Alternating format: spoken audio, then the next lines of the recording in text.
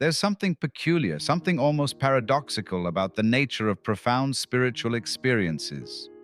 You see, when something truly significant happens within your consciousness, when you touch something that feels infinite, timeless, or utterly transformative, the first impulse is often to share it, to tell someone, to make them understand what you've just discovered. And yet, and yet, there's a wisdom in silence that few people recognize, a wisdom that protects not only the experience itself, but also your own continued growth. Now, I'm not suggesting that you become secretive or withdrawn. That's not the point at all. What I'm pointing to is something far more subtle, something about the very nature of spiritual experience and how it functions within human consciousness. You see, these experiences, these moments of clarity, of awakening, of profound insight, they're incredibly delicate things. They're like seeds that need particular conditions to grow, and when you expose them too quickly, too carelessly, to the wrong soil, they can wither before they've had a chance to take root. The spiritual marketplace, if we can call it that, is filled with people eager to share their experiences. Social gatherings become stages for spiritual one-upmanship. Someone mentions meditation, and suddenly everyone's comparing notes on their visions, their breakthroughs, their moments of cosmic consciousness. And there's something deeply problematic about this, because in the very act of sharing and the translation of experience into words, into stories, into something that can be digested by an audience, the experience itself becomes diminished. It becomes a commodity, a trophy, a way of establishing yourself as someone special, someone who knows. And perhaps most importantly, when you share your experiences indiscriminately, you expose yourself to the interpretations, judgments, and projections of others. People will try to fit your experience into their framework. They'll reduce it to something they already understand. They'll either inflate it beyond recognition or dismiss it as delusion. And in either case, something precious is lost. When you have a genuine spiritual experience, when something truly shifts in your perception of reality, you're in a remarkably vulnerable state. Think of it like this. You've just been born into a new way of seeing. And like anything newborn, you're tender, impressionable, undefended. The experience hasn't yet integrated itself into the fabric of your being. It's still, how shall I put it, still fluid, still taking shape, still finding its place within the totality of who you are. Now, what happens when you immediately rush out and share this fresh insight? You're essentially asking other people to help you define it. You're inviting them into the nursery, so to speak, to tell you what this newborn thing is, what it means, whether it's legitimate or not. And people, being what they are, will gladly oblige. They'll interpret your experience through the lens of their own understanding, their own beliefs, their own spiritual frameworks. And suddenly, your experience is no longer purely yours. It's been colonized by other people's concepts. I've seen this happen countless times. Someone has a profound moment of clarity, perhaps in meditation, perhaps in nature, perhaps in some completely unexpected circumstance. They see something about the nature of consciousness or reality or their own being, and it's fresh, it's immediate, it's undeniable. But then they make the mistake of sharing it at the next spiritual gathering or with friends who fancy themselves knowledgeable about such things. And what happens? Well, someone says, "Oh yes, that's Kundalini awakening." Or that sounds like a breakthrough to the causal plane. Or worse, I had exactly the same experience last month. The problem isn't necessarily that these interpretations are wrong. The problem is that they're premature. They freeze the experience into a category before it's had time to reveal its own meaning to you. They give you a ready-made framework for understanding something that needs to unfold organically. And in accepting these interpretations, you're essentially agreeing to understand your experience in someone else's terms. The living quality of the experience, its dynamic, transformative potential, gets trapped in conceptual amber. There's also the matter of doubt. When you share a profound experience, you're inevitably going to encounter skepticism. Not always, but often enough. Someone will question whether it was real, whether you're deluding yourself, whether it wasn't just a trick of the mind or a chemical imbalance or wishful thinking. And here's the thing, if the experience hasn't yet rooted itself deeply within you, if it hasn't yet become integrated into your understanding, that doubt can be devastating. It can cause you to question something that in its immediacy was utterly convincing. You begin to second-guess yourself. The clarity becomes clouded, and the seed of transformation, which might have grown into something remarkable, gets trampled before it's had a chance to sprout. Here's where things get really interesting and really tricky. The ego, that sense of separate self that we're all walking around with, has a remarkable capacity for co-opting spiritual experiences. It's actually quite brilliant at it, in a perverse sort of way. You see, the ego is always looking for ways to establish itself, to prove its worth, to demonstrate that it's special, significant, better than others. And what better way to do this than through spiritual experiences? Think about it. In ordinary life, people establish status through money, power, intelligence, beauty, accomplishments. But in spiritual circles, well, the currency is different. It's visions, realizations, breakthroughs, states of consciousness. And the ego, being the clever survival mechanism that it is, quickly learns to play this game. It turns spiritual experience into spiritual credential. I've had this experience, therefore I'm advanced. I've seen this, therefore I understand more than you do. Now, the moment you start sharing your experiences widely, indiscriminately, you're feeding this dynamic. You're essentially saying, look at me, look at what I've experienced, see how far I've come on the path. And even if you don't consciously intend this, even if you tell yourself you're sharing purely to help others or to contribute to collective understanding, the ego is almost always getting something out of it. It's establishing itself in the spiritual hierarchy. It's creating an identity as someone who has spiritual experiences. And here's the really insidious part. The more you share, the more you begin to have experiences for the sake of sharing them. You start, unconsciously perhaps, cultivating experiences that will make good stories, that will impress people, that will establish your spiritual credentials. The experience itself becomes secondary to the narrative you can construct around it. You're no longer exploring consciousness for its own sake.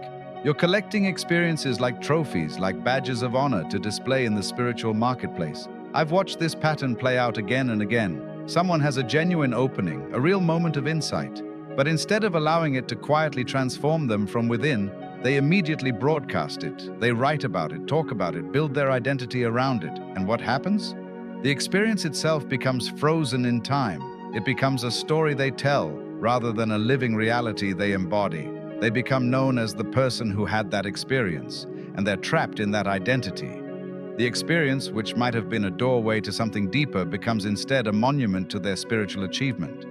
There's a difference, you see, between sharing from overflow and sharing from need. When something has truly integrated, when it's become part of your being rather than just an experience you once had, then sharing might happen naturally, spontaneously, without any sense of self-promotion. You're not trying to establish anything, you're simply responding to what the moment calls for. But when you share from the need to be validated, to be seen, to be recognized as spiritual, then you're using the experience to feed the very thing that spiritual practice is meant to transcend. Let's consider for a moment the sheer impossibility of accurately conveying spiritual experience through language. Language, you see, is fundamentally a tool designed for dealing with the conventional world. It's brilliant at describing objects, actions, relationships between things. But when it comes to describing states of consciousness, moments of profound insight, experiences that transcend the subject-object duality, language becomes hopelessly inadequate. Try, if you will, to describe the color blue to someone who has never seen. Try to convey what music sounds like to someone who has never heard. These are sensory experiences, and already language fails us. How much more does it fail when we're trying to describe something that's not even sensory, something that's beyond sensory, beyond conceptual, beyond the ordinary structures of thought and perception? When you have a profound spiritual experience, what you're encountering is immediate, direct, non-conceptual. It's not mediated by thought, it's not interpreted, it simply is. But the moment you begin to share it, the moment you try to put it into words, you're forcing it through the narrow channel of conceptual thought. You're translating the infinite into the finite, the immediate into the mediated, the living into the frozen. And in this translation, something essential is always lost. Always. The experience becomes a description of the experience. And the description, no matter how eloquent, how detailed, how carefully crafted, is not the thing itself. It's like trying to convey the taste of honey by describing its molecular structure. You can be technically accurate, you can provide all sorts of information, but you haven't conveyed the taste. The actual experience remains untranslatable. Now, when you share your spiritual experiences, people aren't receiving the experience itself. They're receiving your translation of it, your interpretation, your conceptual framework imposed upon something that in its essence is beyond concepts. And what do they do with this translation? They translate it again through their own filters, their own beliefs, their own expectations. By the time your experience has been shared and received, it's been through at least 2 layers of distortion. It's like a photocopy of a photocopy. something of the original clarity has been irretrievably lost. But it's even more complex than this, because the act of translating the experience into language, the act of finding words for it, constructing a narrative around it, making it comprehensible to others, this very act changes your relationship to the experience.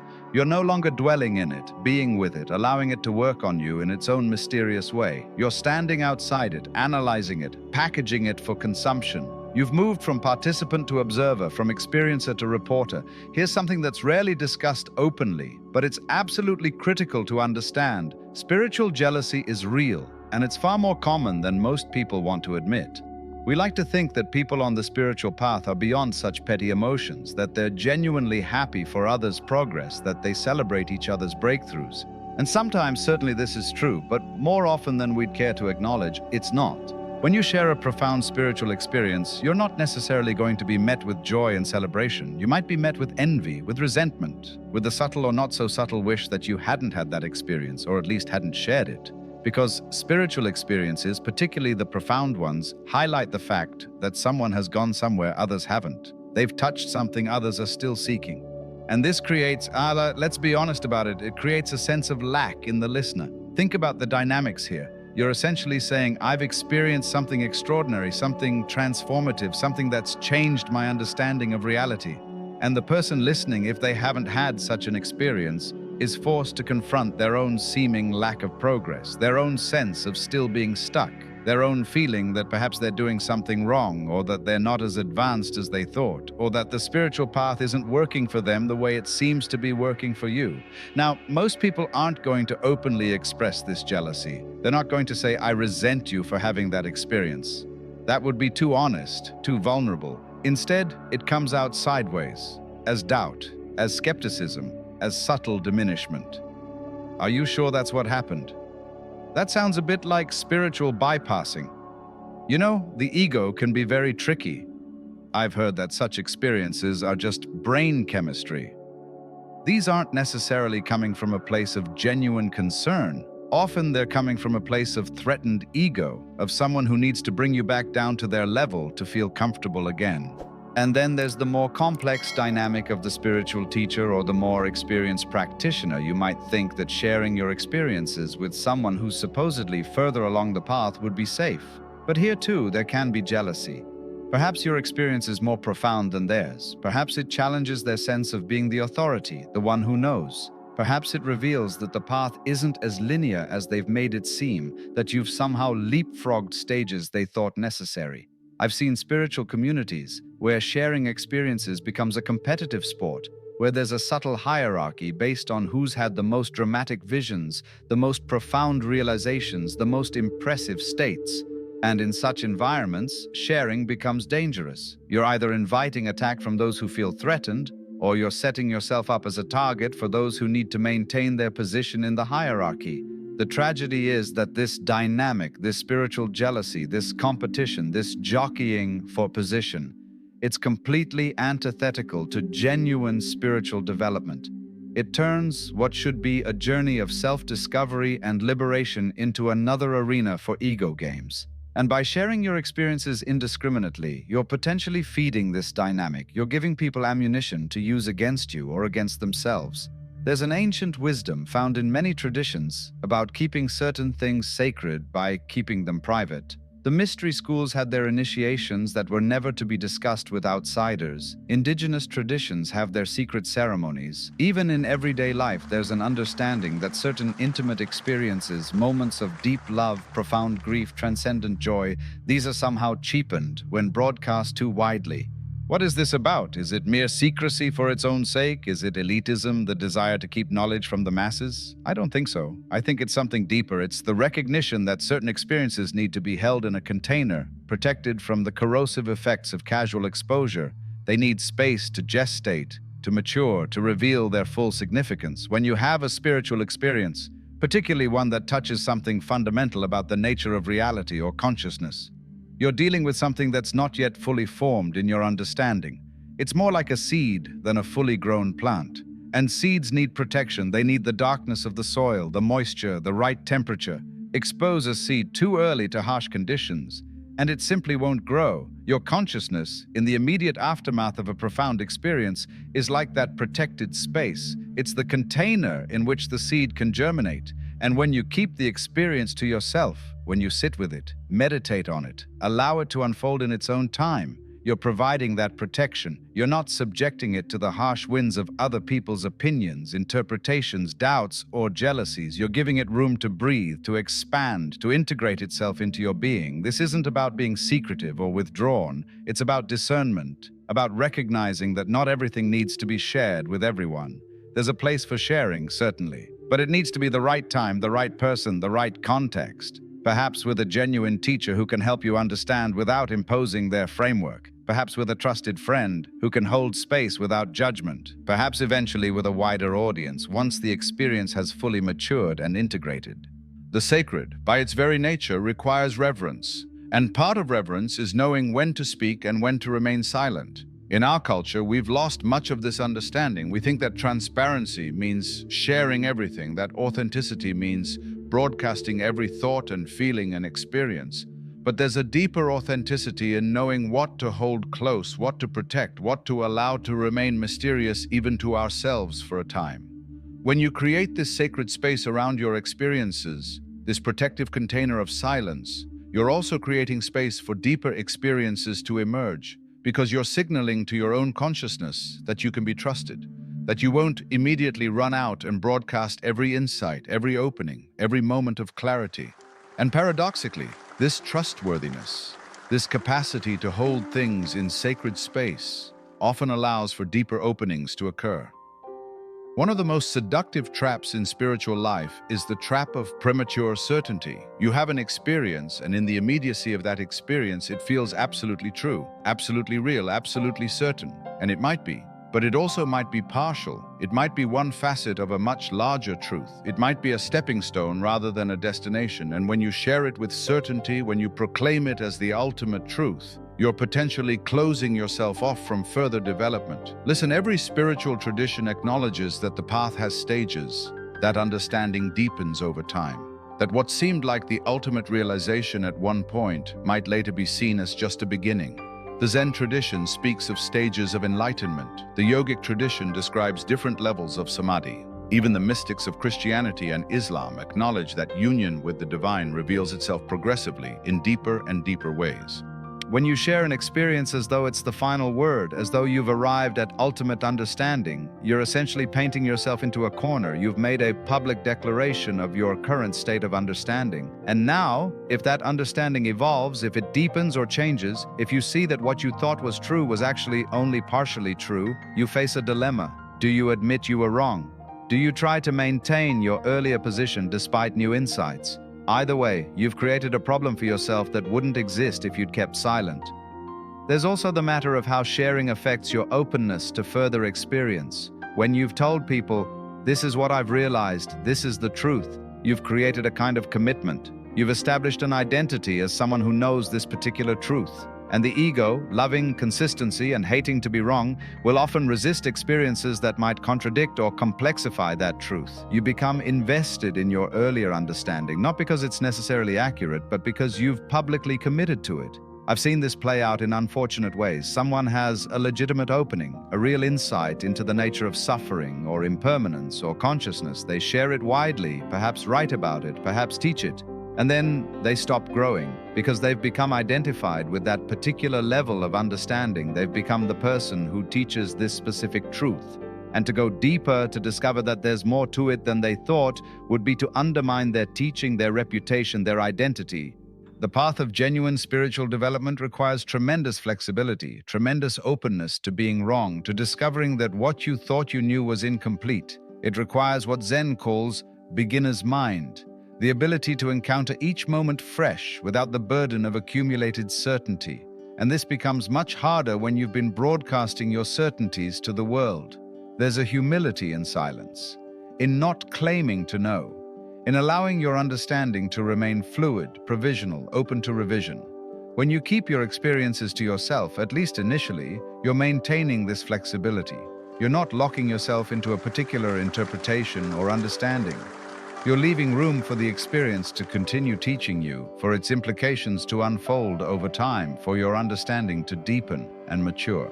Now we're getting into territory that might sound a bit unusual to some ears, but it's worth considering. There's a sense in which spiritual experience carries a certain energy, a certain charge. When something profound happens in consciousness, it's not merely a mental or psychological event. There's a vitality to it, a force, something that wants to work its way through your entire being.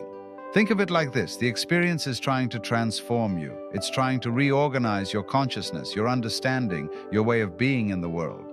And this takes energy. It takes the energy that's inherent in the experience itself. Now, when you keep the experience to yourself, when you allow it to work on you in silence, that energy remains concentrated. It can do its transformative work. It can penetrate deeply into your consciousness, shifting things at profound levels. But when you immediately start sharing the experience, when you're constantly talking about it, describing it, analyzing it, that energy gets dispersed, it gets dissipated in the act of communication. Think of it like trying to charge a battery while simultaneously draining it. The energy that could be reorganizing your consciousness is instead being spent on the social act of sharing, on managing people's reactions, on defending or explaining the experience. There's an old saying in various traditions: speak of your spiritual experiences and you lose them.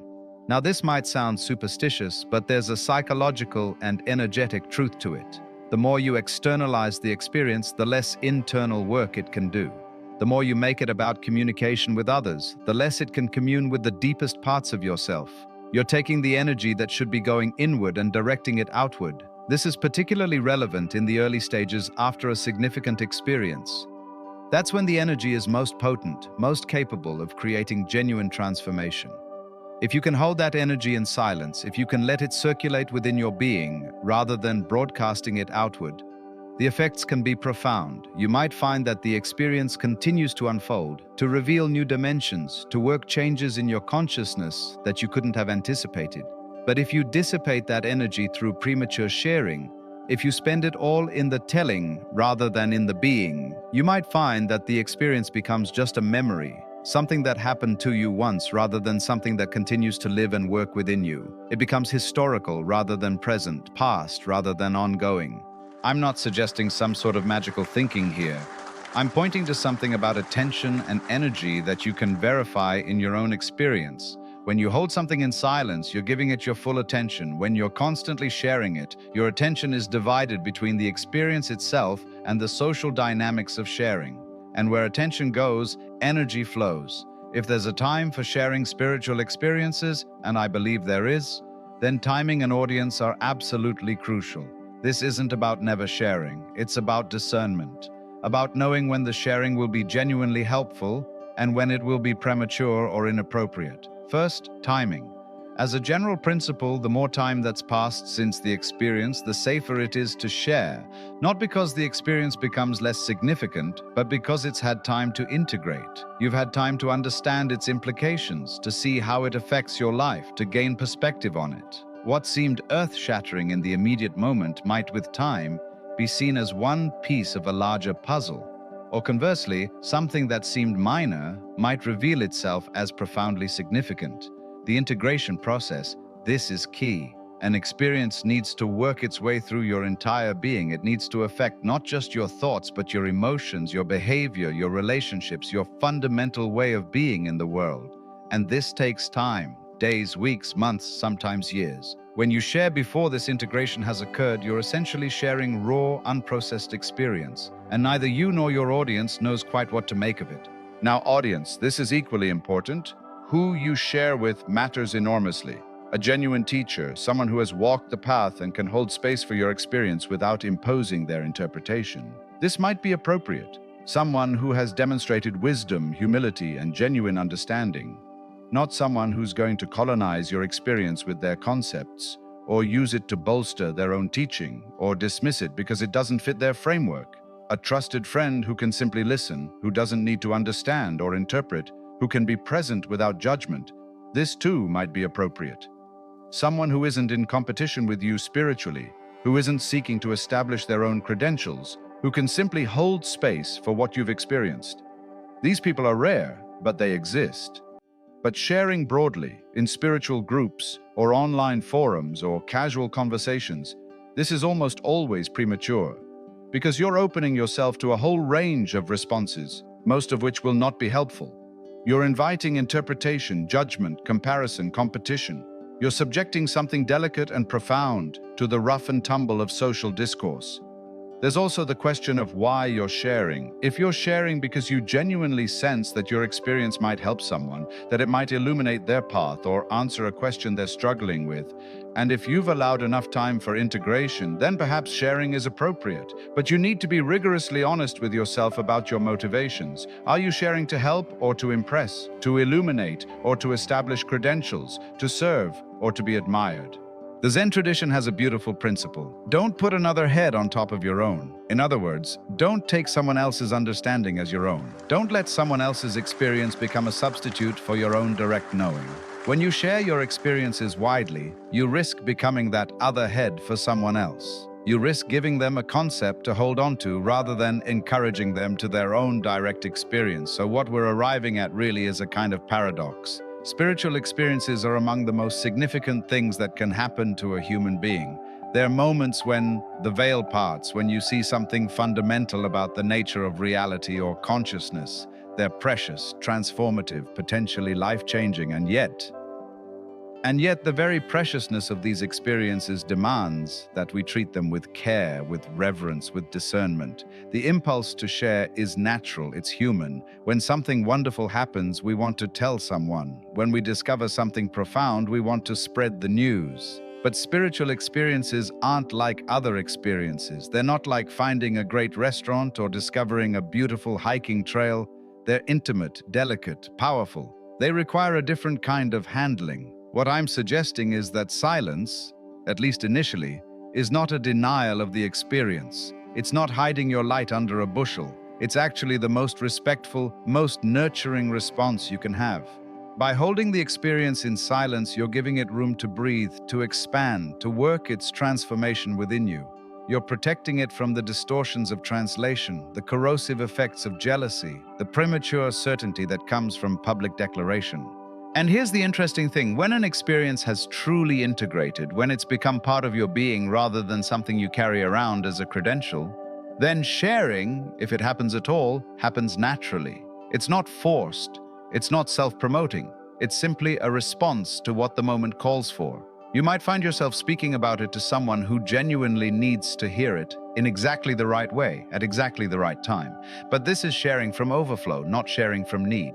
The spiritual path, in the end, is not about accumulating experiences to share. It's not about building a resume of states and stages. It's about transformation, about becoming more fully human, more fully awake, more fully alive. And this transformation happens in silence, in solitude, in the intimate spaces of your own consciousness. The experiences you have along the way are meant to serve that transformation, not to serve your social status or your need for recognition.